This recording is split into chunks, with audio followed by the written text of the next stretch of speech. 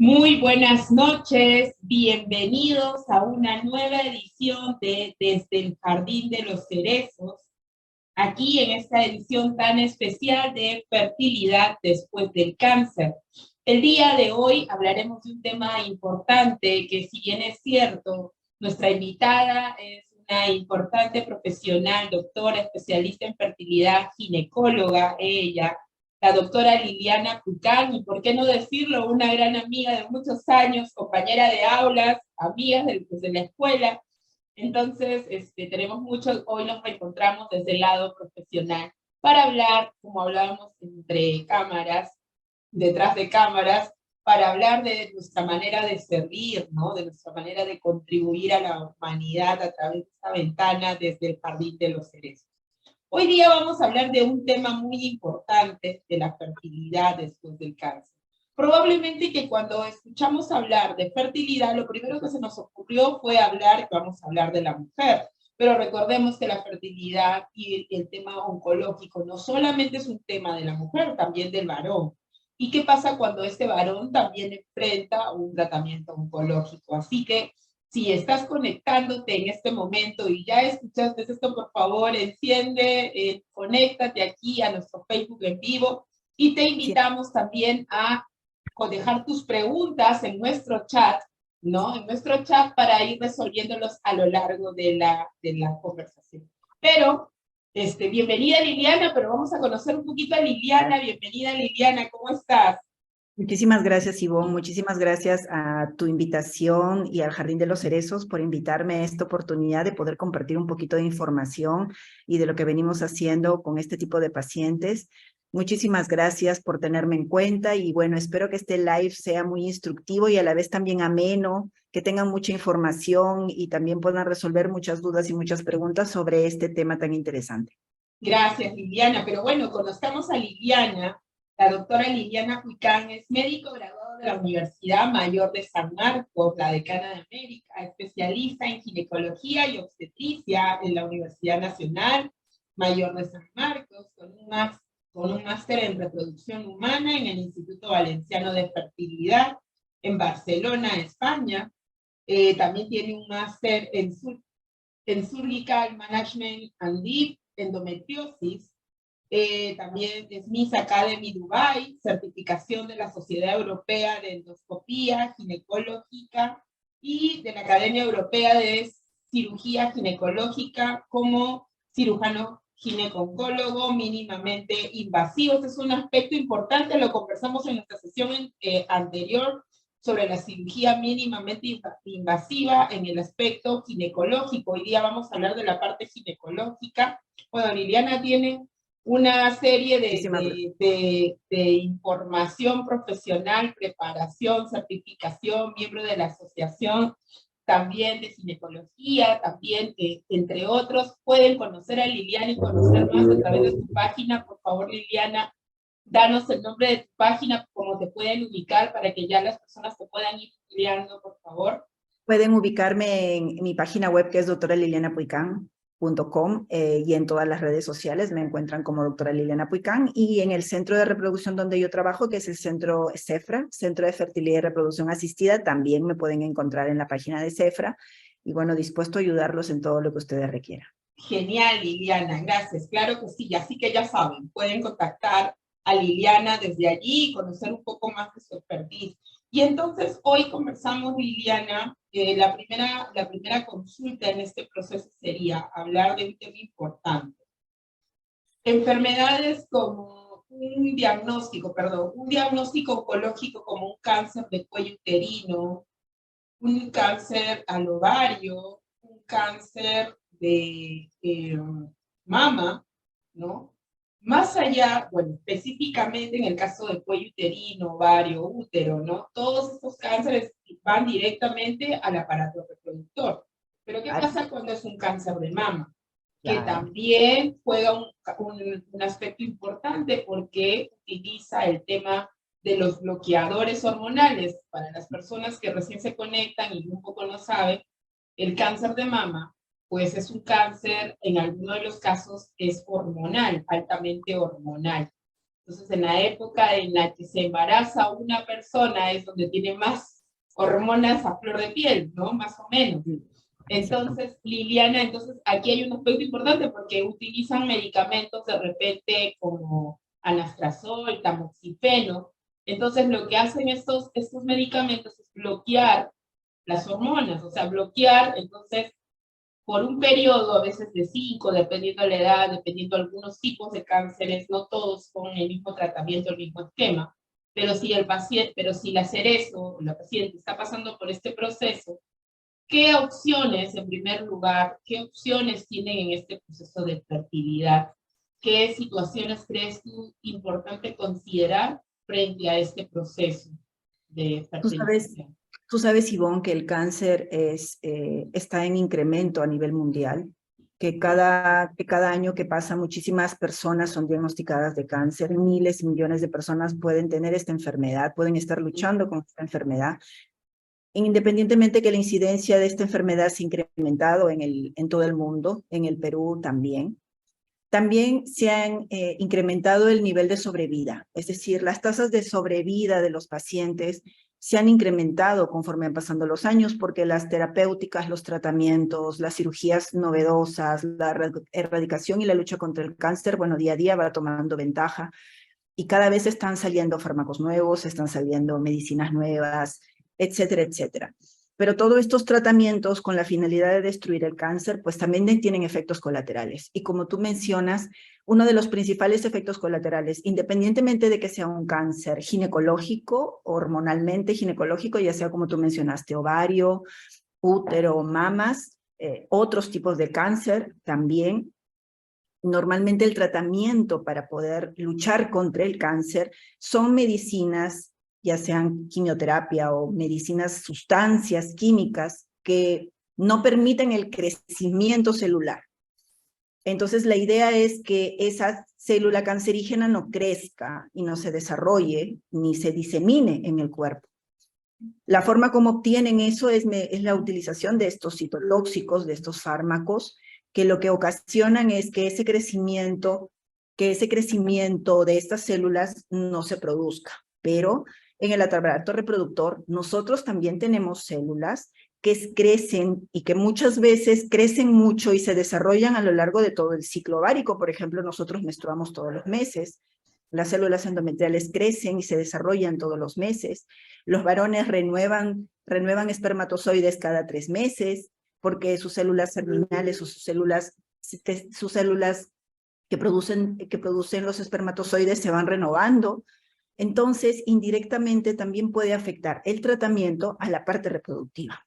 Entonces, es muy importante que el médico, al momento de hacer el diagnóstico de esta enfermedad, ¿no? Determinar, independientemente que sea un cáncer ginecológico, un cáncer no ginecológico, se le tiene que informar al paciente el pronóstico reproductivo de los tratamientos que se van a dar o que se van a brindar en este tipo de las opciones a las que tiene, o sea, no inmediatamente, como conversábamos detrás de cámara, las opciones que tiene este cerezo, este paciente, frente a esta situación.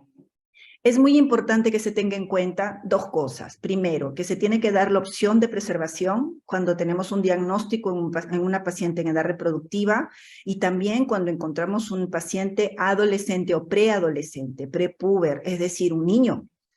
A los padres también se les tiene que informar el efecto coadyuvante, el efecto adverso que pudiera haber en su reproducción a futuro. Entonces es muy importante esta información y es muy importante también el efecto que tiene la quimioterapia o la radioterapia en pacientes que ya están en edad reproductiva, es decir, que ya todo su aparato reproductor ya está en una adecuada función, es decir, ya está maduro, ya ha crecido, a una persona, un niño que tiene su aparato reproductor inmaduro.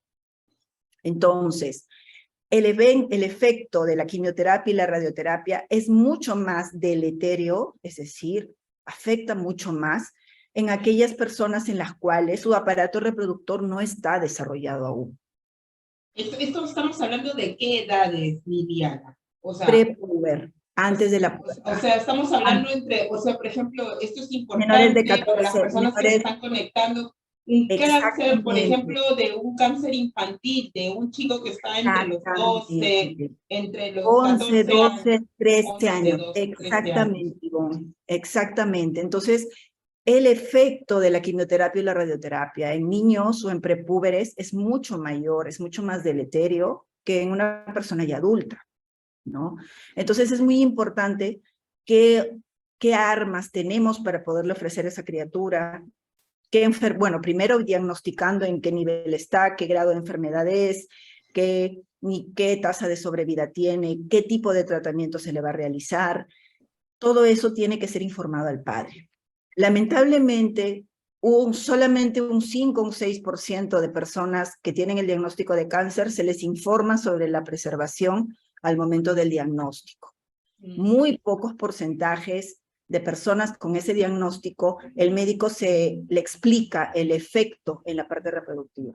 Y este Y punto es pasa en importante porque imagínate lo que, o sea, lo que acabas de decir me parece sorprendente porque es cierto, la realidad que en consulta lo vemos, el papá está enfocado en salvarle la vida, en que salga del diagnóstico oncológico, en que enfrente esta situación, pero lo último que está pensando es en la reproducción o cómo va a ser cuando esta persona pase este episodio oncológico y migre a una vida, entre paréntesis, normal o esperada, y que no necesariamente puede tener estas circunstancias, ¿no? Muy Uno se importante lo que tiene, mencionas. exactamente, Ivonne, uno se tiene que colocar en todos los casos y se tiene que colocar en todas las posibilidades. Hay cánceres en los cuales amerita entrar inmediatamente. También hay que ver el estadio de la enfermedad. Hay otros cánceres en los cuales uno tiene una posibilidad de un tiempo de espera como para poder hacer algún tipo de tratamiento como una preservación. Hay otros tipos de cánceres que son lamentablemente hormonodependientes y no se les podría ofrecer tal vez alguno de los tipos de preservación indicados para ese tipo de paciente. Como por ejemplo, ¿cuáles, Lilian? Por ejemplo, nosotros en cánceres ginecológicos, por ejemplo, en cánceres de mama que son BRCA positivo, que son BRCA positivo, que tal vez son estrógenos positivos y son tal vez muy agresivos, el poder determinar un inicio del tratamiento pronto podría tal vez contribuir a un incremento del cáncer. Ahora tenemos protocolos de estimulación si queremos hacer una preservación, en los cuales los niveles de estrógenos los controlamos mucho, ¿me entiendes? Antes no teníamos esa posibilidad, ahora tenemos protocolos que hacen que el estradiol, que es la hormona que produciría e incrementaría tal vez el riesgo del cáncer más, la podemos controlar muy bien. Entonces, en algunos casos podría deberse en esa posibilidad, o por lo menos en un cáncer de ovario, por ejemplo, ¿no? En un cáncer de ovario tú no puedes estimularlo, ¿no? Sería una de las principales contraindicaciones, porque tenemos un cáncer de ovario, pues que definitivamente el mismo órgano que produce el folículo ovárico, pues está con el problema, ¿no? Y entonces Entonces, en estos casos hay que tener mucho cuidado. Hay que tratar en todo caso de explicar a la paciente que lamentablemente la posibilidad de una preservación en un cáncer de ovario, a menos que solo esté localizado en uno, se podría tal vez hacer en el otro, pero ¿no? con un riesgo alto, imagino. Exactamente, También. porque también, si nosotros, por ejemplo, existen muchas técnicas de preservación. Una de las técnicas que más usamos es de la criopreservación, que es la estimulación del ovario para que produzca muchos folículos y la extracción de esos folículos maduros, de esos ovocitos maduros, y la congelación o la formación de embriones, ¿no? Hay otra técnica que es la extirpación de la corteza ovárica. Esa extirpación de la corteza ovárica se hace mediante una cirugía laparoscópica y se guarda, ya sea en el cuerpo de la paciente, en algún lugar anatómico para que sea irrigado y nutrido, y posteriormente se vuelve otra vez a reimplantar en su lugar cuando ya el evento de la enfermedad pasó. Entonces, pero hay que estar completamente seguros que también ese tejido ovárico que se está extirpando no tenga enfermedad. Existen cánceres que tienen una elevada tasa de poder hacer metástasis pequeñas o colocarse dentro de ese tejido ovárico, ¿no? Dentro de esos cánceres que más frecuentemente podrían hacer una metástasis o podrían estar ya en ese tejido que uno está preservando, podrían ser, por ejemplo, la leucemia, el linfoma Burkitt. Justo ahora lo que te iba a preguntar sobre la leucemia. Esto es un aspecto ahí complejo porque la leucemia viaja por todo el cuerpo más rápido, ¿no? Es una probabilidad de metástasis mayor también. Exactamente. Entonces, antes de reimplantar ese tejido que tú has extraído, tienes que de todas maneras hacerles estudios inmunoquímicos, inmunistoquímicos, para descartar que exista cáncer en ese tejido, ¿no? Entonces, es muy importante y no es tan sencillo, Ivonne, a veces no es tan sencillo. Es muy importante saber qué tipo de cáncer es el que tiene la paciente, a cuál tipo de cáncer tú sí le recomendarías este tipo de tratamiento o este tipo de tratamiento, ¿no? Entonces, es por eso que hay que tener mucho cuidado y hay que valorar bien al paciente y, lógicamente, lo que el paciente desea, ¿no? Ok, y ahora, dentro de este punto que tú acabas de mencionar, con respecto al varón, porque esto es algo que conversábamos, ¿no? En el varón que se enfrenta a un cáncer de testículo o que se afronta a un cáncer de próstata, ¿no? Bueno, en el caso del cáncer de próstata generalmente es por lo general, no estamos diciendo que siempre es así, pero ya tienen una edad un poco más avanzada de la etapa de fertilidad. Pero en el cáncer de testículos sí hay una alta probabilidad que sean jóvenes, en etapas jóvenes, ¿no? Entonces, ¿qué tanto puede afectar? En el varón, como yo te digo, tanto la radioterapia como la quimioterapia en las gónadas masculinas también tienen un efecto deleterio muy importante, ¿no? Normalmente el tejido que se va renovando en el varón es un tejido muy lábil ante la radioterapia o la quimioterapia. Normalmente, después de un proceso de un tratamiento de un cáncer testicular, el varón puede llegar a tener algún proceso de crecimiento o de formación espermática, pero a la larga a veces termina en azospermia, es decir, terminan ya no formando espermatozoides. Es por eso que es muy importante que en el caso de ellos, con ese diagnóstico se haga una preservación de espermas mediante una eyaculación y una congelación, una criopreservación espermática antes del tratamiento. Se hace una recogida de 3 muestras de eyaculado con una abstinencia aproximada de 48 horas, ¿no? Si no es posible la posibilidad de una eyaculación o de una dejada de muestra, pues se puede hacer una biopsia testicular, ¿no? Igual, en el caso de niños prepúberes, en los cuales no se puede hacer una eyaculación, pues se procedería a hacer una biopsia testicular para sacar células germinales o stem cells para poder nosotros guardarlas, criopreservarlas y de ahí después utilizarlas, ¿no? Eso es lo que se vendría a realizar, ¿no? Y en este aspecto, Diana, ¿qué tan importante? Porque va a llegar, así como hoy en día está el tema de las células madre, que cuando nacen, hoy en día los bebés, muchos padres les dan la opción de poder reservar las células madre, ¿no? De que sacan del cordón umbilical apenas nacen. Pero, ¿cuán probable es que también esto ocurra va a llegar un momento en el que, como tú decías hace un momento, el tema del cáncer es ya prácticamente, ya es una enfermedad crónica? Va a pasar también que en algún momento las personas ya al nacer también estén preparados para, no tanto al nacer, pero en la etapa ya de fecundación, propiamente dicho, en la etapa en la que ya está la fecundación, empiecen también a preservar sus óvulos, empiecen a preservar su esperma. Yo imagino. Bueno, yo pienso que ahora yo pienso que la preservación, tanto en varones como en mujeres, existe la preservación social, es decir, la gente quiere preservar porque quiere postergar su paternidad o su maternidad sin necesidad de tener un problema médico, ¿no? El uso de células madre está siendo muy usado últimamente, Ivonne. Existen muchísimos protocolos de terapias muy innovadoras, muy interesantes. En reproducción está empezándose a hacer el rejuvenecimiento ovárico con células madre. En endometrio también se está empezando a usar el rejuvenecimiento endometrial con células madre. Existen muchísimos tratamientos que están condicionando la posibilidad de una nueva, de una nueva forma de terapia, ¿no? No es extraño, no estaría que tal vez en unos años tengamos muchísima más información y muchísimos más usos de este tipo de terapia. O sea, realmente sí es bueno, hoy en día muchas tecnologías están en base a eso. Claro, Ahora, últimamente, hace unos 10 años más o menos, está la criopreservación de cordón umbilical. Normalmente hay gestantes que vienen con el deseo de se le va a hacer una cesárea o tal vez un parto normal en donde se le hace la preservación de la sangre de cordón umbilical y también del mismo cordón, de un trozo de cordón umbilical. Y lo están haciendo porque están queriendo preservar algo para sus hijos, para su hijo, ¿no? Si en el caso tuviera alguna enfermedad.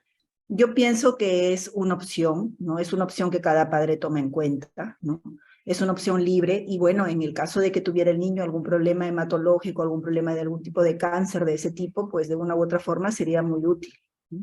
Claro, de alguna manera podría ser. Bueno, en realidad hoy en día es un poco de trabajo de investigación, la importancia de la investigación profesional, científica, para poder ir determinando y proyectarse a posibles circunstancias en el futuro, ¿no? Es un poco Exactamente. a lo que aplica.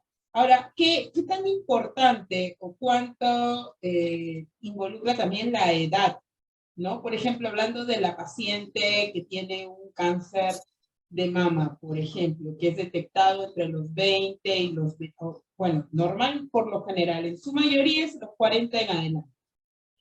Pero ¿qué pasa cuando ya no son esos 40 en adelante y son menos de los 40? Estamos hablando de los 25 años, en un rango entre los 25 y 35 años de edad.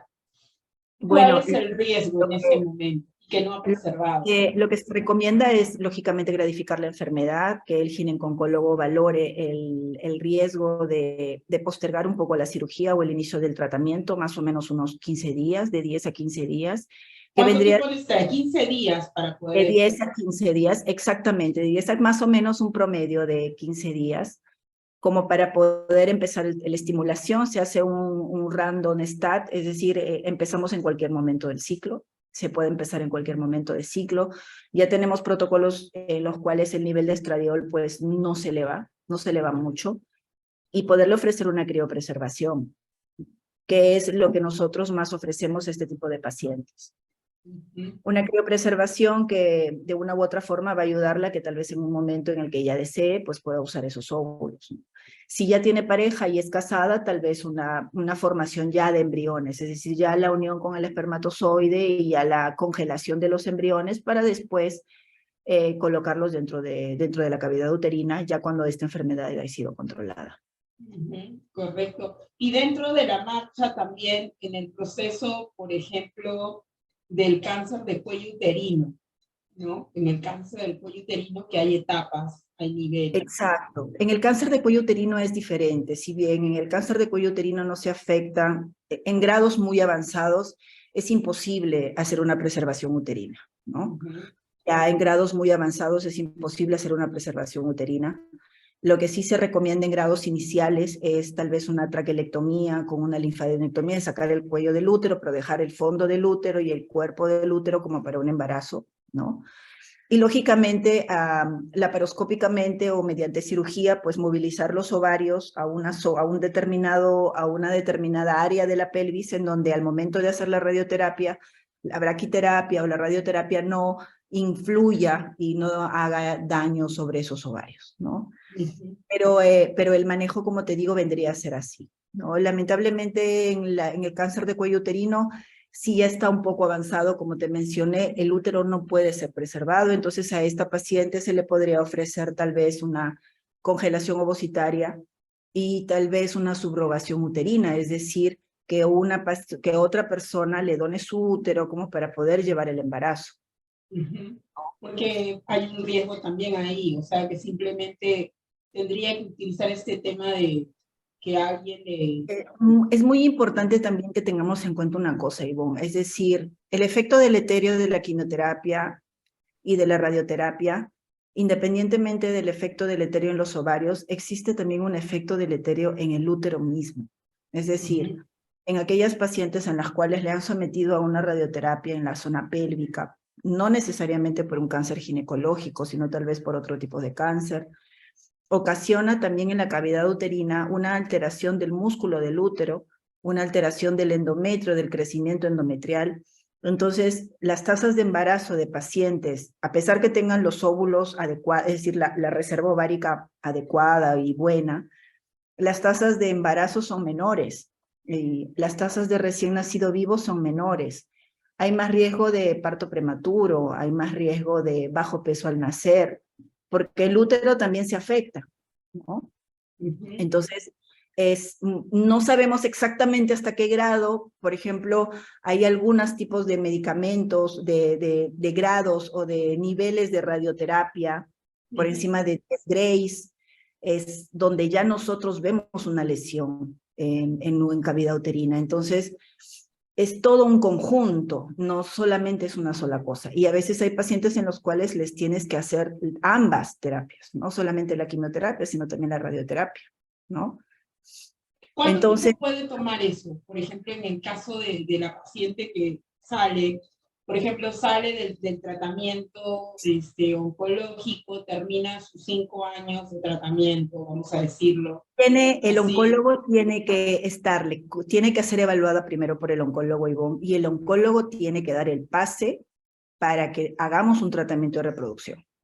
Entonces, el oncólogo tiene que estar dándole prácticamente el alta temporal, ¿no? Es decir, el alta temporal y la posibilidad de un embarazo con los seguimientos que amerite, ¿no?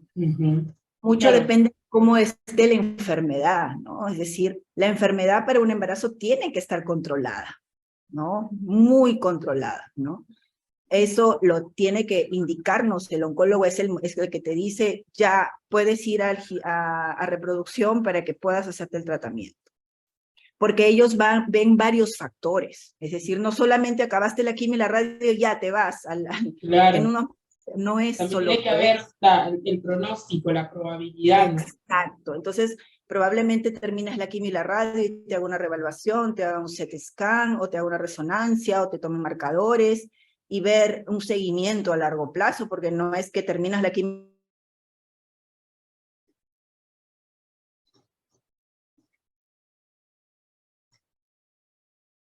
si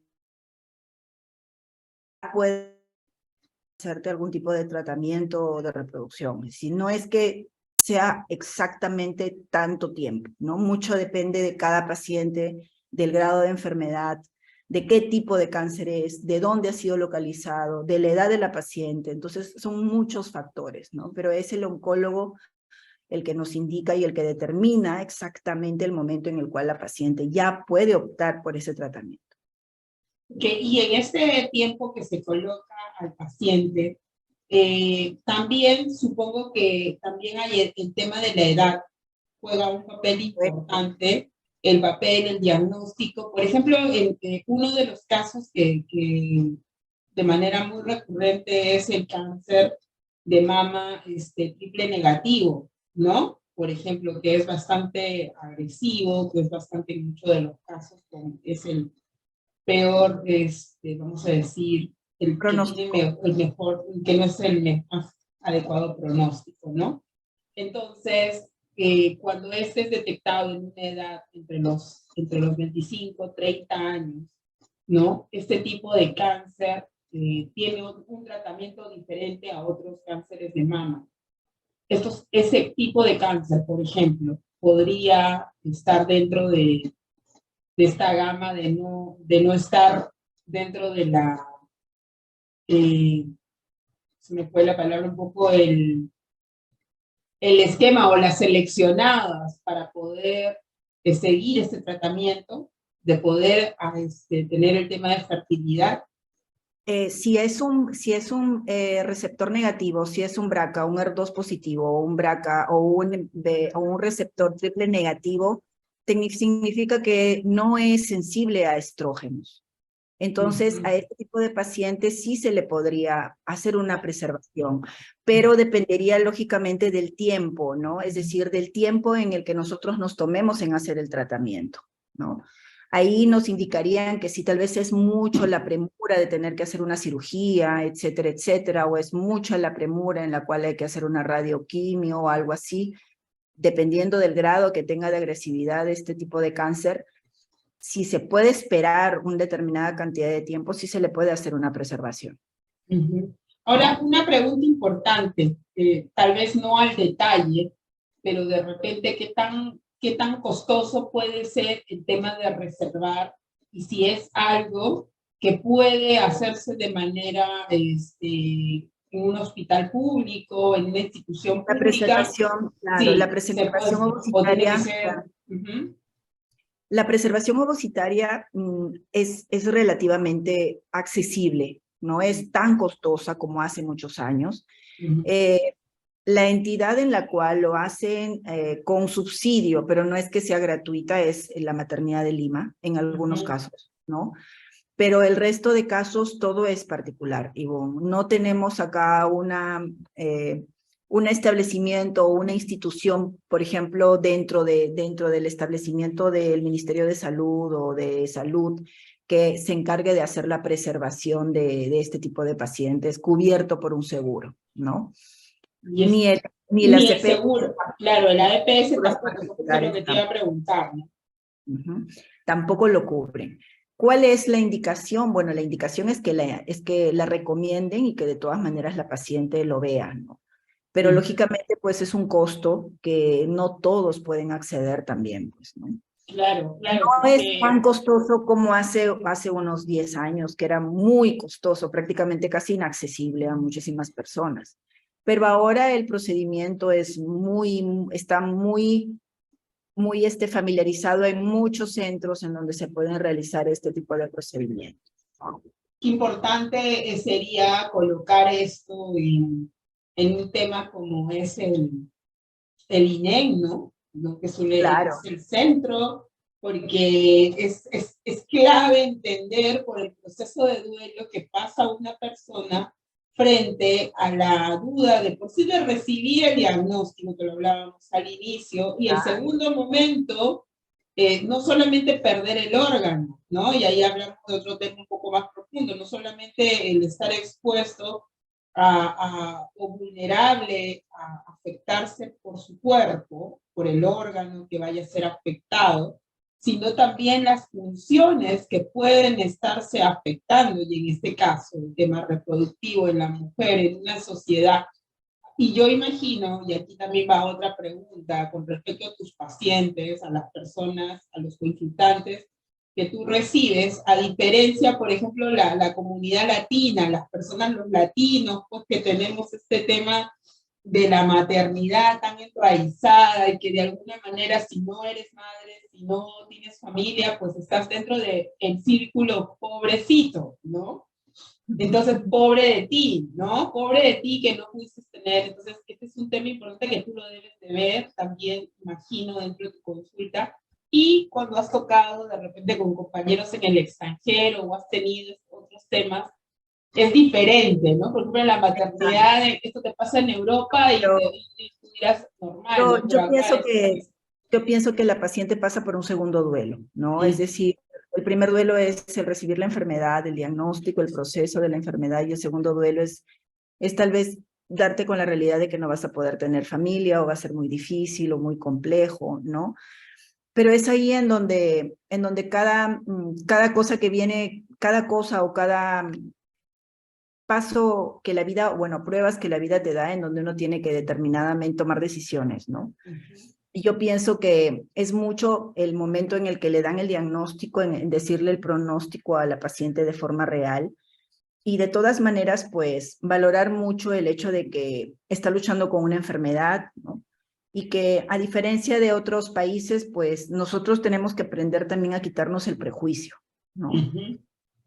Es un prejuicio que lamentablemente, como tú dices, ¿no? A diferencia de otros países en donde no existe tanto, acá sí. Pero la paciente al fin y al cabo es la que va a tomar la decisión, ¿no?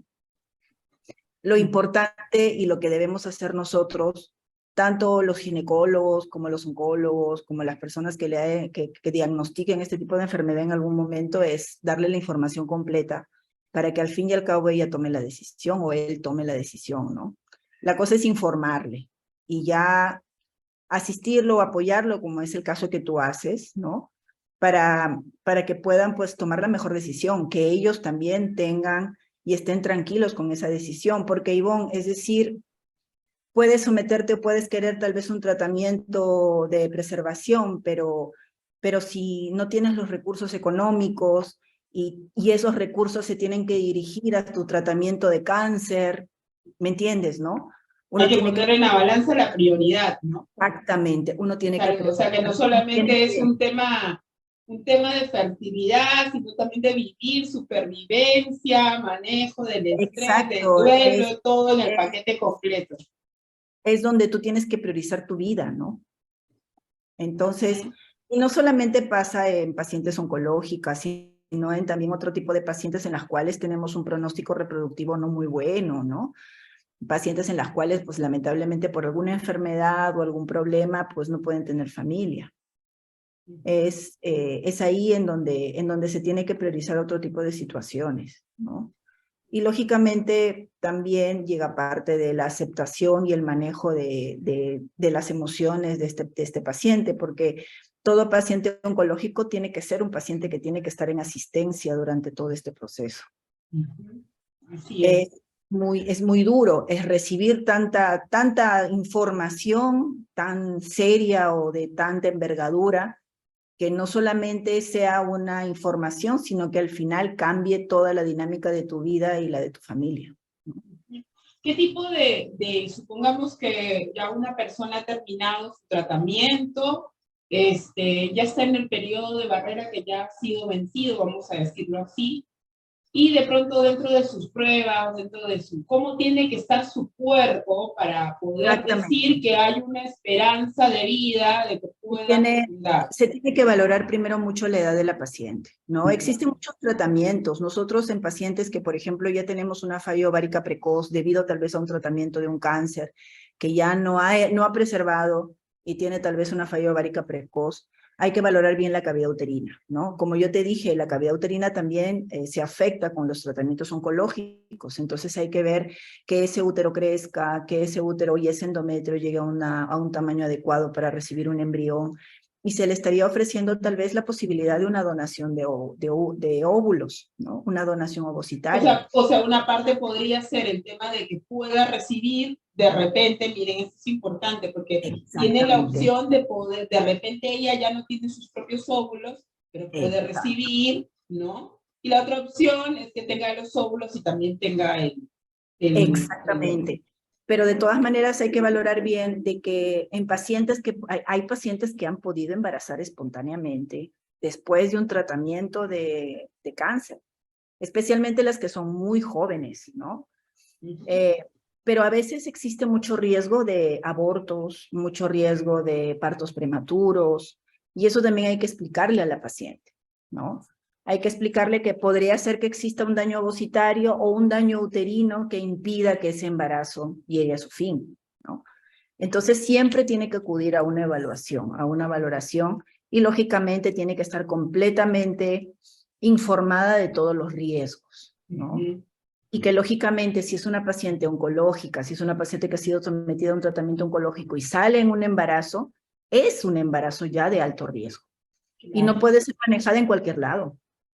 Tiene que ser manejada en un centro de referencia, en un hospital que tenga toda la infraestructura como para poder responder ante cualquier eventualidad, ¿no? No puede ser manejada en un policlínico, no puede ser manejada en una posta, no puede ser manejada así en cualquier lugar. Tiene que ser referida a un centro que pueda llevar ese embarazo de alto riesgo y hacerle sus controles adecuados, su monitorización e informarle a la paciente los riesgos que conllevaría este embarazo también.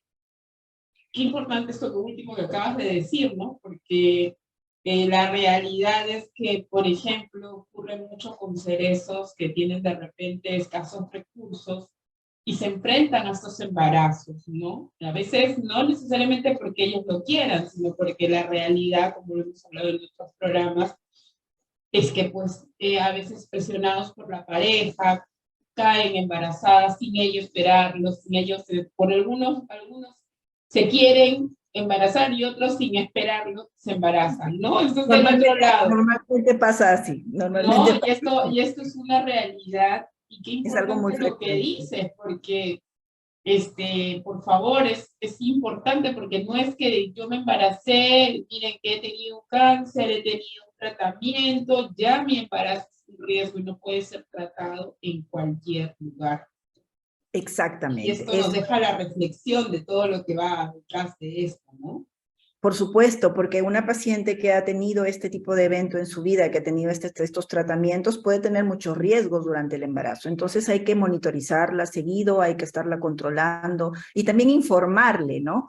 De que pudiera pasar eso, que esperemos que no y que lógicamente pues darle un tratamiento para poder evaluar de que cómo está el bebé, hacerle tal vez controles más seguidos, tomarle exámenes, etcétera, etcétera. Entonces, es muy importante que este tipo de pacientes no sea manejada en cualquier lugar, ¿no? Y que la paciente sepa los riesgos que conllevaría una gestación en estas situaciones, ¿no? Correcto. Estos embarazos a los 50 años, me acaban de preguntar por interno. No se han atrevido a preguntar, pero antes de responder esa pregunta, vamos a saludar a las personas que ya se han ido conectando. Elki Álvarez, buenas noches. Gracias, Elki. Vamos a saludarlas. Miriam Limper, gracias por acompañarnos, Miriam. Montemeru, Jackie, desde México, nos visita Mira, también, desde linda. México, mira. Sí, muchísimas gracias, Jackie, por acompañarnos también. Buenas noches. Y esta pregunta, embarazos a los 50 años de edad, o sea, Bueno, donde aparentemente no ha habido nada, no hay ningún problema, entonces, ¿cuáles son los riesgos en esta etapa? sí se puede realizar un embarazo, sí se puede hacer un tratamiento de reproducción asistida. Lo ideal es, lo que en la mayoría de centros es que es solo hasta antes de los 50, ¿no? Existen algunos centros o algunos profesionales que hacen o que pueden lograr embarazar pacientes mayores de 50, sí es posible, sí es posible. Tiene muchísimas tasas, hay tasas de riesgo, sí hay tasas de riesgo, porque ya, como te digo, el propio envejecimiento de la paciente, el útero ya no se irriga de la misma forma, tiene más riesgo de partos prematuros, complicaciones en el embarazo, ¿no? Normalmente estos embarazos son con donación de óvulos, es decir, un embarazo espontáneo con óvulos propios a esa edad es muy difícil, casi te podría decir un muy poco porcentaje, por no decir imposible, ¿no? Normalmente son receptoras de un óvulo donado de una mujer mucho más joven, ¿no? Y que se someten a ese tratamiento de fertilización in vitro, y son pacientes que no puede ser cualquiera, ¿no? Es decir, si es una paciente ya con una edad avanzada, tiene que ser una paciente saludable, tiene que ser una paciente que no tenga hipertensión, que no tenga diabetes, que no tenga enfermedades previas, que no tenga antecedentes de cáncer. Tiene que ser una paciente en un peso adecuado, tiene que ser una paciente metódica, tiene que ser una paciente saludable, es decir, no a cualquier paciente uno se podría ofrecer un tratamiento de reproducción a la edad de los 50 años, ¿no? Uno hay que valorar mucho los riesgos que podría conllevar también un embarazo a esa edad para la paciente, ¿no? Para el Normalmente, bebé también, ¿no? exactamente. Porque si nace también el bebé, una vez que nace, también debe tener algún riesgo también. Más que nada no hay una malformación porque normalmente el óvulo es de una mujer más joven, pero sí pues la posibilidad tal vez de una preeclampsia, de un parto prematuro, de un desprendimiento de placenta, etcétera, etcétera. Entonces, o de complicaciones durante el embarazo. Entonces, siempre es bueno el que la paciente sepa de que sí se puede realizar, bueno, sí se puede realizar, pero no puede ser ofrecido a todas las pacientes. Tienen que ser pacientes muy seleccionadas, ¿no? En las cuales tú veas una mujer pues saludable, una mujer que haya cuidado su dieta, una mujer que no tenga antecedentes de riesgo, ¿no? Que no tenga enfermedades de riesgo, se le tiene que hacer un mapeo oncológico también, mamografía, ecografía de mamas, Papa Nicolau, ¿no? Entonces, hacerle varios estudios como para corroborar que esté saludable. El Papa Nicolau, justo lo acabas de mencionar, ¿no? Prueba que muchas mujeres no nos gusta, bueno, creo que a nadie nos gusta, ¿no? Pero es algo que se hace, se tiene que hacer, ¿no? por supuesto. ¿Podrías comentarnos un poquito de esta prueba del Papa Nicolau para las Es personas una que de prueba de repente no tienen? screening, es una prueba de screening para cáncer de cuello uterino que no es muy sensible ni específica, que muchas veces tiene que ser acompañada tal vez de otras pruebas, pero es una prueba de tamizaje que se realiza a todas las mujeres hasta en la edad reproductiva, ¿no? Durante el inicio de las relaciones sexuales hasta los 75 años se puede realizar. Y lógicamente es, como te digo, un tamizaje, tamiza, es el primer tamiz para poder hacer un descarte de cáncer de cuello uterino, ¿no? Cáncer de cuello uterino. ¿Cómo en todo caso se puede diagnosticar un cáncer de ovario? ¿Con qué Normalmente, elementos? exactamente, el cáncer de ovario es un poco más difícil de diagnosticar porque no tenemos una prueba de tamizaje, así como el cáncer de cuello uterino, debido al que la incidencia del cáncer de cuello uterino es muchísimo más que se ha realizado este tipo de tamizajes. Normalmente el cáncer de cuello uterino, el cáncer de ovario, perdón, la forma de poder detectarlo es mediante una ecografía transvaginal. Entonces, eso ya formaría parte del chequeo ginecológico anual, ¿no? Que todas las pacientes, ya sea en edad reproductiva o cerca a la perimenopausia, tienen que hacerse un chequeo ginecológico que incluya también una ultrasonografía transvaginal para visualizar los ovarios, ¿no? Que es O lo sea, más importante. una ecografía es lo que nos puede dar la visión de Exactamente, un cáncer de ovario, ¿no? exactamente. Ok, Sí. y en el caso de este proceso del retiro del periodo, ¿no? De la menstruación, ¿no? Puede haber, cuando se retira este periodo definitivamente, esta Normalmente, premenopausia, todo claro, esto. normalmente ya después de los 35 años ya existe una caída lenta de casi todas las hormonas femeninas, por encima de los 40 mucho más, de los 45 ya podemos decir que tal vez vendría a ser una perimenopausia, ¿no? Y lógicamente la ausencia de regla por más de un año ya se le vendría a llamar pues una menopausia, ¿no? Pero la paciente puede llegar a tener síntomas desde hace mucho antes de que se le retire la menstruación, ¿no? Normalmente son esos periodos en los cuales ya la paciente pues empieza a sentir a veces sofocos, calores, bochornos, insomnio, caída del cabello, cansancio, depresión, y existen cambios de humor, cambios en el peso, pierdes masa muscular, aumenta la cantidad de grasa visceral, ya sea en abdomen, en glúteos o en piernas, ¿no? Disminución hay más caída del cabello, entonces son muchos factores que pueden estarnos diciendo que ya podemos estar en un desbalance hormonal, ¿no? Existen ahora muchísimos tratamientos y terapias como para poder balancear esas hormonas antes de la menopausia, como para que la paciente se sienta mucho más saludable, ¿no? Estos bloqueadores, estos medicamentos que se toman dentro de un proceso de bloqueo hormonal, ¿no? Que se realiza, ¿qué posibles cambios físicos pueden generar en el paciente? Normalmente, claro, todos los que yo te mencioné, normalmente lo que originan es una menopausia adelantada. Claro. Porque lo que están inhibiendo es la producción hormonal, que tal vez es un tumor hormonodependiente. Entonces, el objetivo del tratamiento es aniquilar las hormonas, hacer que las hormonas no se produzcan. Con esos fármacos es como si se hubiera originado una menopausia farmacológica, ¿no? Entonces, se tienen todos esos síntomas, ¿no? Okay. Entonces, aquí también hay que entender, como hace un momento explicabas un poco para las personas que recién se conectan, ese tema importante de que también podría ponerse en riesgo la vida del paciente. O sea, si un paciente está en tratamiento oncológico, ha usado su bloqueo hormonal y de repente la pareja quiere embarazarse o quiere lograr o ya terminó el tratamiento, ¿no? Y quiere embarazarse, hay un No riesgo se para puede, la persona. por supuesto. Es ahí en donde te digo que la valoración del tipo de cáncer, la valoración del grado del cáncer, la enfermedad, la edad de la paciente, todo tiene que hacerse una valoración completa. Y es ahí donde se tiene que decidir su vida ante todo, ¿no? Claro, ¿No? porque Entonces, tu salud y tu vida, si va a haber un riesgo de recidiva, como yo te mencioné, si hay un riesgo de recidiva de este tipo de cánceres, y existe ese riesgo de recidiva con el tratamiento hormonal, pues definitivamente está contraindicado.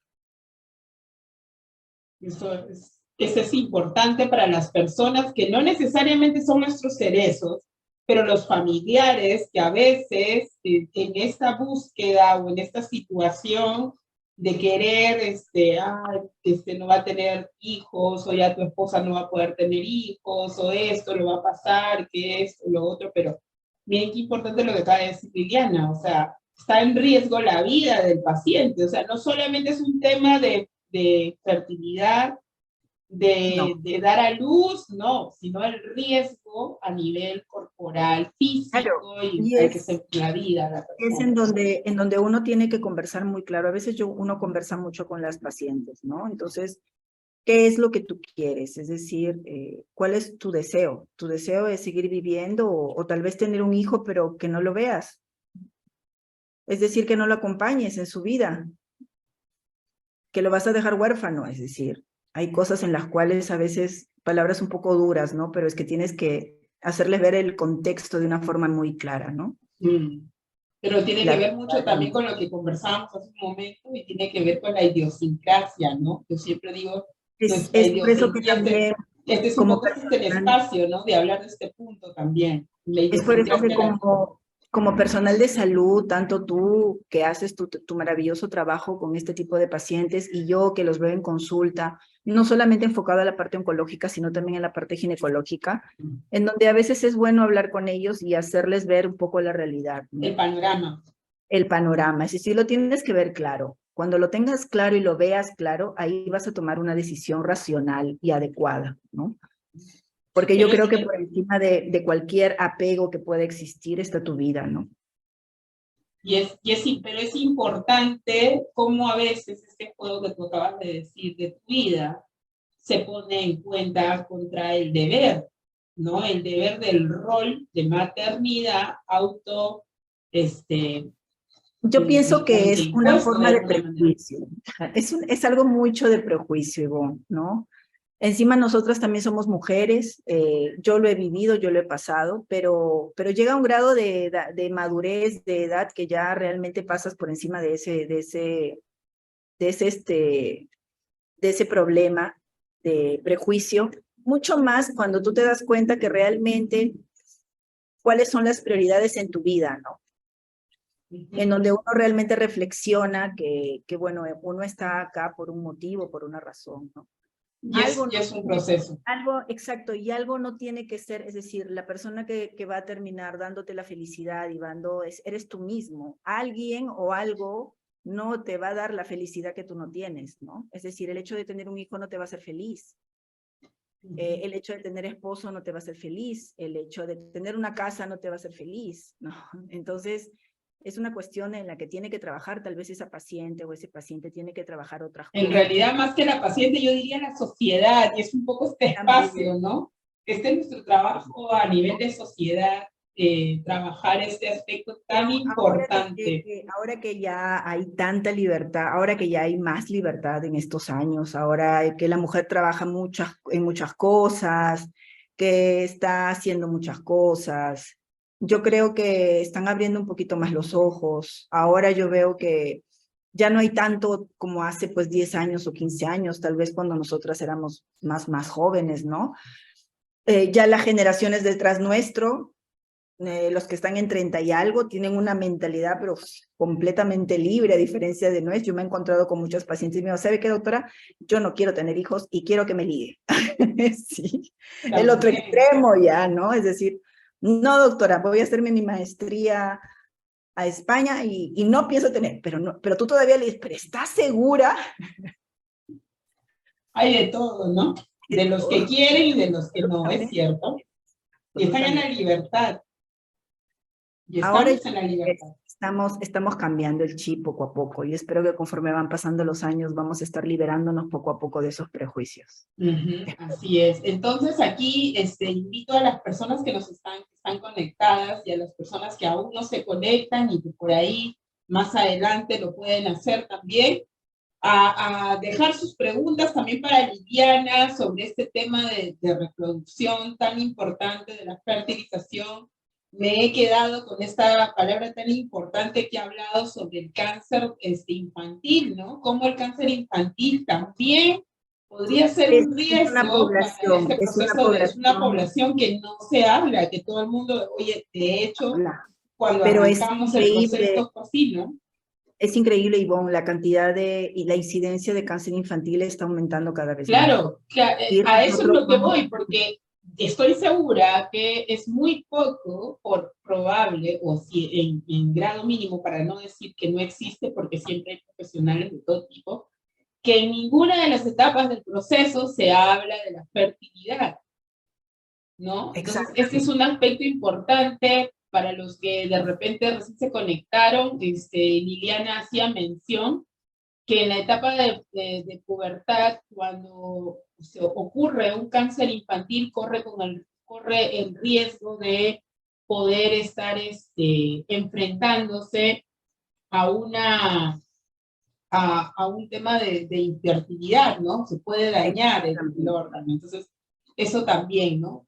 Es Pero un bueno. órgano, son órganos que no están completamente desarrollados. Entonces, el efecto deleterio sobre las células que son totipotenciales y que originan ese crecimiento, ese desarrollo, pues es muy, muy serio, ¿no? Entonces, es por eso muy importante que se tenga que ver la forma de poder aconsejar mucho a los padres, a hablar con ellos, que tomen la mejor decisión y que tengan la información de una u otra forma, Ivonne. Como te digo, no puedes negarle la posibilidad de informarle, es decir, independientemente que haga o no haga que tome nada, la decisión o no. Y además también es derecho del paciente, también está legalizado el derecho del paciente. Exacto, que lo sepa y que sepa cómo lo va a manejar a futuro, ¿no? Es decir, que sepa cómo va a manejar la consecuencia del procedimiento a futuro, ¿no? Que planifique a futuro cómo va a llevar este tipo de tratamiento o este tipo de problema su hijo cuando crezca, ¿no? En un futuro, en su vida reproductiva, que ya lo vaya preparando, que lo vaya manejando, que vaya haciendo algo para poder mejorar, ¿no? Mejorar la vida de esta persona. Entonces, sí, perdón, sí, continúa. Es por eso muy importante, como yo te menciono, el informar al paciente, no obligar a que haga o no haga. Como te digo, cada uno es libre de poder tomar sus decisiones. Lo más importante es decirle claramente las cosas y que ellos pues libremente tomen la decisión adecuada, ¿no? Justamente aquí Elki Álvarez nos hace la pregunta: ¿el cáncer de cuello uterino en este caso el de ovarios, sí o sí le termina de retirar la matriz? En el cáncer de ovario depende del grado. Lógicamente, en el cáncer de ovario, el problema mismo es el ovario, ¿no? Normalmente se extirpa el ovario si es un cáncer inicial. Como te digo, mucho depende del grado de enfermedad. Y también del grado en el que están afectados los órganos. Claro, a veces existen grados ya en donde ya hay una metástasis a útero, a trompas, entonces ya no valdría la pena, pues definitivamente hacer una cirugía o inclusive ya de frente van a una quimioterapia, ¿me entiendes? Y entonces, el tema del endometrio, la endometriosis, por ejemplo. En el la caso endometriosis, claro, la endometriosis es una enfermedad que está relacionada principalmente con la aparición de ectópica, es decir, fuera de su sitio de tejidos del endometrio, ¿no? Estos tejidos fuera del endometrio, de la cavidad interna del útero, pueden desarrollarse dentro del músculo del útero, pueden desarrollarse en el ovario, pueden desarrollarse fuera del útero, originan un proceso inflamatorio crónico y persistente que le da a la paciente mucho dolor, muchas molestias, ¿no? La endometriosis del ovario origina unos quistes que se llaman quistes endometriósicos que tienen un pequeño porcentaje de malignidad. ¿Podrían convertirse en cáncer? Sí, pero en una baja proporción. Que la paciente con endometriosis de por sí tiene riesgo para cáncer pequeño, pero hay por eso que estudiarla siempre, ¿no? Específicamente esos tumores ováricos que siempre hay que descartarlos, siempre hay que estudiar bien esos quistes ováricos de la paciente con endometriosis que tienen un pequeño porcentaje en convertirse en cáncer, ¿no? Pero normalmente se convierten en cáncer ya en mujeres mayores, más de 40, 45 años, ¿no? Pero siempre hay que estudiarlos. Y en este caso, por ejemplo, cuando la persona toma la hormonoterapia que hace el tema de el anastrozol o principalmente el tamoxifeno que hace ensanchar el endometrio, ¿no? Claro, En este caso, por normalmente, ejemplo, claro, ¿cuál es normalmente el riesgo? en pacientes con cáncer de ovario, que son hormonodependientes, les dan una terapia inhibitoria, ¿no? Ujú. Cual también puede producir como evento adverso el crecimiento endometrial. Entonces, este tipo de pacientes hay que chequearles mucho, hay que hacer biopsias de endometrio, hay que estar chequeando mucho el endometrio. Y bueno, y si vemos que existe algún riesgo de algún cáncer endometrial o alguna lesión endometrial, pues se le puede inclusive ofrecer la posibilidad de una histerectomía o una oforectomía con histerectomía. Normalmente ya son pacientes pues mayores que ya tienen su deseo genésico cumplido, ¿no? En las cuales ya tú les puedes ofrecer tal vez un tratamiento definitivo, coadyuvante al tratamiento del cáncer de mama, ¿no? ¿Cuándo Pero sería lo normal, por ejemplo, de un endometrio sano, normal o lo esperado, vamos a llamarlo es que así? ten en cuenta que en una mujer que tiene ya un uso de tamoxifeno no puede llegar a un endometrio de una mujer en edad reproductiva. Claro. Es decir, un endometrio de 16, 15, 16 milímetros que tú puedes ver en una mujer normal. Si es una paciente con tamoxifeno, ya tú estás desesperado haciéndole biopsia de endometrio, curetaje Claro. para pensar allá otra cosa. Es O decir, sea, no puedes esperar. lo normal, o sea, si no estuviera tomando tamoxifeno que tenga 16, estaría normal porque está Exactamente, dentro. exactamente, en una paciente que está por menstruar, ¿no? En Claro. una mujer en edad reproductiva. Pero si es una paciente que está con un tratamiento hormonal para un cáncer de ovario y ves un endometrio muy grueso, entonces ahí sí tienes que estudiarlo sí o sí. Ujú. Está bien. Muy bien, Liliana, de verdad nos ganó el tiempo. Ha sido una conversación muy interesante, muy grata, realmente sí, bastante significativa. Me he quedado con varias cosas importantes y estoy segura. Siempre ocurre que a veces por el horario, a veces no todo el mundo logra conectarse en el momento, pero ya cuando termina la sesión, las personas Seguro lo empiezan van a a volver a conectarse, nos hacen las preguntas por interno. Entonces, los invitamos, de verdad, Liliana, ha sido un gusto, ha sido muy gráfico todo lo que nos has brindado, la información, estoy segura que me quedo con esto de la importancia de informar al paciente de las opciones que tiene, de Exacto. hablarle con claridad, de explicar, y no siempre vamos a tener todas las respuestas. Hay que No, recurrir a la bibliografía, de repente puntos, o buscar profesionales que también sepan responder y poder derivar la interconsulta, ¿no? Mire, es importante que como tú estás pasando por esto, pasa por ginecología, para que te expliquen cuál es la alternativa que puede ocurrir, ¿no? Si tú estás exactamente. pasando por este proceso, también qué médico te puede ver, el especialista, los lugares donde tenemos que recurrir, que no todos tienen que ser para un embarazo de riesgo, por favor, no podemos exponernos a estar en una posa, en lugares, sí, es Exactamente. una realidad, Es pero una como me realidad, decía Ivonne, una persona, definitivamente. personal médico, no porque todo el mundo lo tenga, tiene que ser también para ti. Tenemos que aprender Exacto. a reconocer nuestros derechos, señores. Hay una ley del derecho al paciente, está legalmente respaldada, donde nosotros tenemos como pacientes la libertad de preguntar qué me pasa y no convertirnos en un objeto de estudio médico, donde el médico, disculpa la palabra aquí, o donde el profesional de la salud, no voy a decir el médico, el profesional de la salud te mire en una cama y piense que te va a estudiar y te va a sacar como un episodio, como un parte de una serie de profesionales de la salud. No es así, ¿no? Entonces, hay un derecho y ese derecho hay que hacerlo respetar nosotros mismos. Pregunten, ¿qué me va a Claro, pasar? lo importante es también eso, Ivonne, como tú dices, ¿no? A veces el médico pues tiene una actitud muy paternalista. En muchos casos, no actúas de mala fe, pero sí es tu obligación informar. Tú no puedes tomar una decisión por el paciente, independientemente que, lógico, por la enfermedad y el diagnóstico, pues todo el mundo quiere salvarle la vida, ¿no? Es decir, la principal meta es salvarle la vida a esa persona. Pero Y hay que saber lo que quieren. tengo amigos oncólogos, ginecólogos, que luchan día a día con esta enfermedad. He tenido una amiga muy querida que falleció de un cáncer de mama o fue un receptor triple negativo y falleció a los 28 años. Lo empezó a los 23. Fue algo muy duro para mí, pero vi como el oncólogo mano a mano luchaba con la enfermedad. No es que nosotros, ¿cómo te podría explicar? A veces, como te digo, tomamos actitudes muy paternalistas, es decir, a veces tomamos decisiones por el paciente, ¿no? Y eso también no está bien.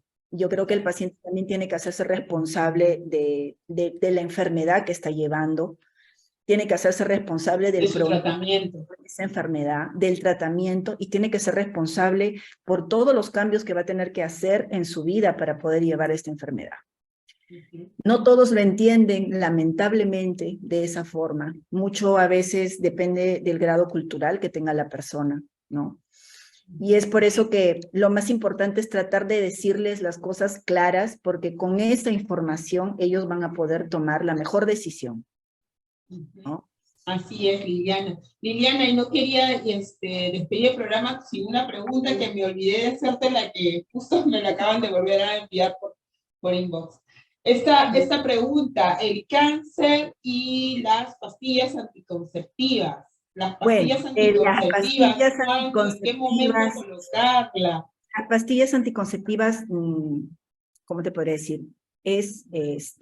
Fueron hechas para control de la natalidad, es decir, fueron creadas para evitar embarazos no deseados.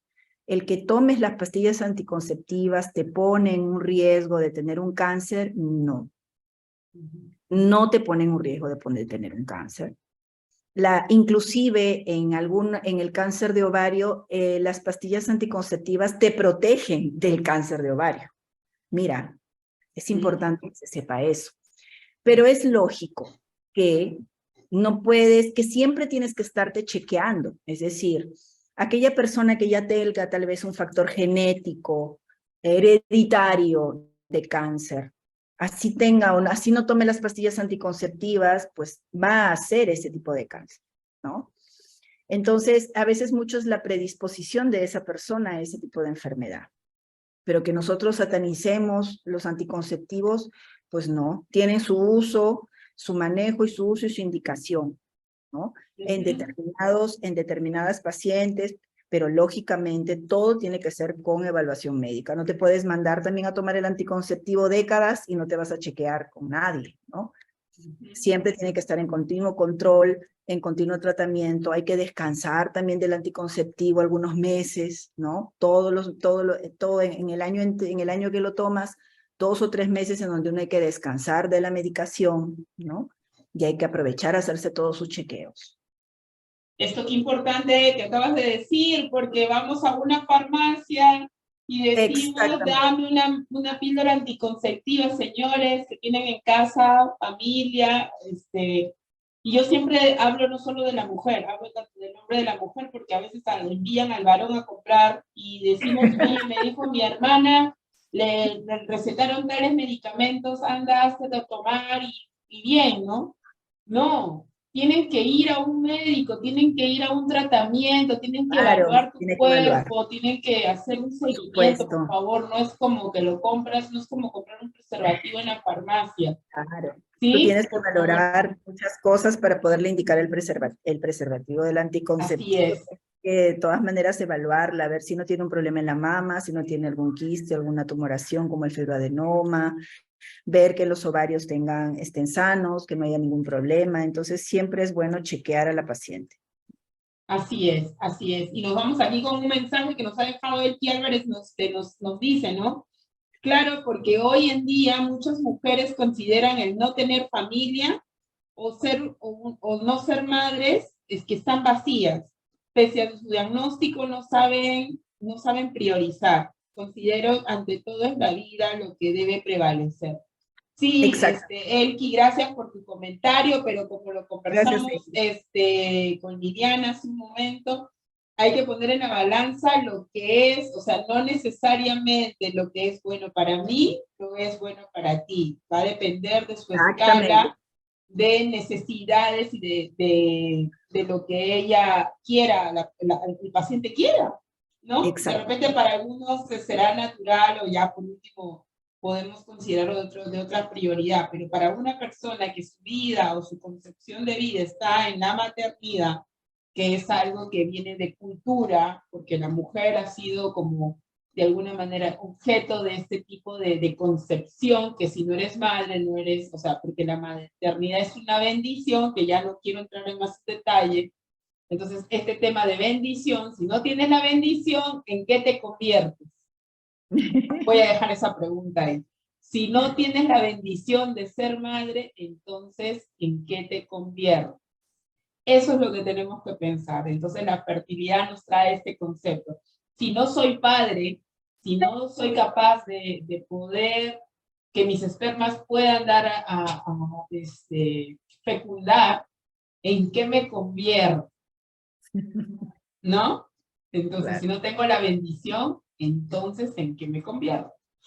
Entonces, bueno, Liliana, te agradezco una vez más tu linda participación. Los invito a todos a ver a partir del día de mañana, ya lo podemos ver en YouTube, nuestro programa también, lo pueden buscar como @desde el Jardín de los Cerezos, y los invitamos por favor a compartir con más personas estos espacios que nos hacen comprender mejor nuestro tratamiento y llevarlo de una manera más saludable. Si bien es cierto, hay un dolor, hay un proceso de duelo, hay un enfrentamiento, hay un proceso de estrés, pero cuanto más informados estemos, cuanto más preparados estemos, también va a reducir esa angustia. De todas maneras va a ocurrir, pero va a reducir.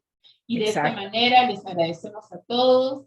Liliana, ¿tienes algunas palabras para poder despedir el programa? Sí, Ivonne, te agradezco mucho la oportunidad de poder compartir todo esto contigo y con todos tus seguidores, con todos tus pacientes. Y bueno, un abrazo grande y bueno, estoy llana de ayudarlos en lo que deseen.